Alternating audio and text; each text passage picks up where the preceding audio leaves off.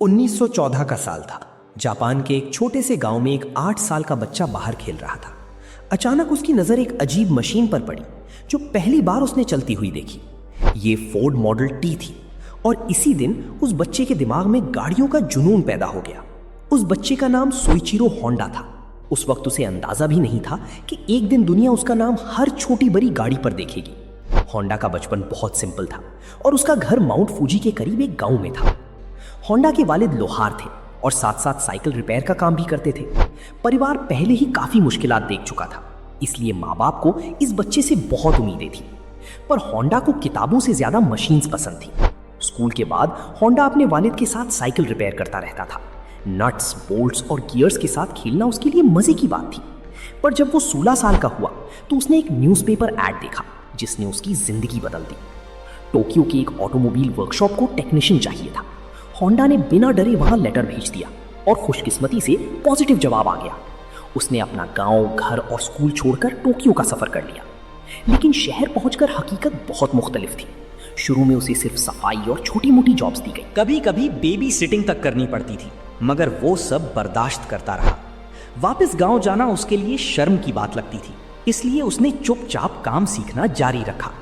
धीरे धीरे वर्कशॉप के असली काम उसके हवाले होने लगे। यहीं से उसकी असली लर्निंग शुरू हुई। कुछ ही अरसे में होंडा ने इंजन्स और कार्स के बारे में बहुत कुछ सीख लिया। रेसिंग कार्स बनाना और उनको इम्प्रूव करना उसका पैशन बन चुका था। एक रेस के बाद उसने फैसला कर लिया कि मोटर इंजीनियरिंग ही उसकी जिंदगी होगी। सालों की मेहनत के बाद एक रेसिंग एक्सीडेंट ने उसकी जिंदगी पलट दी। होंडा जिंदा तो बच गया, लेकिन सीवियर इंजरीज की वजह से रेसिंग और रिपेयर दोनों मुश्किल हो गए। उस वक्त सब कुछ खत्म होता नजर आ रहा था। इसी मुश्किल दौर में होंडा ने नया रास्ता सोचा। उसने स्पेयर पार्ट्स बनाने का आइडिया दिया, लेकिन उसका प्रपोजल रिजेक्ट हो गया। फिर उसने खुद अपनी मैन्युफैक्चरिंग कंपनी शुरू करने का फैसला किया। दिन में जॉब और रात को फैक्ट्री का काम। होंडा की जिंदगी सिर्फ स्ट्रगल बन चुकी थी। कई बार फेल हुआ, कई बार डिजाइन्स रिजेक्ट हुए, लेकिन उसने हार नहीं मानी। सीखने के लिए उसने मेटलर्जी तक पढ़ना शुरू कर दिया। आखिरकार उसकी मेहनत रंग ले आई। उसके बनाए पिस्टन्स अप्रूव होने लगे और ऑर्डर्स आने शुरू हो गए। लेकिन वर्ल्ड वॉर ने सब कुछ फिर से बर्बाद कर दिया और उसकी फैक्ट्री तबाह हो गई। जंग के बाद जापान क्राइसिस में था। फ्यूल महंगा और ट्रांसपोर्ट मुश्किल। होंडा ने आर्मी के पुराने इंजन्स को साइकिल पर लगाकर सस्ती ट्रांसपोर्ट बनाई। ये आइडिया इतना हिट हुआ कि लोग एडवांस पेमेंट देने लगे। इसी छोटी सोच ने होंडा को दुनिया का सबसे बड़ा मोटरसाइकिल ब्रांड बना दिया।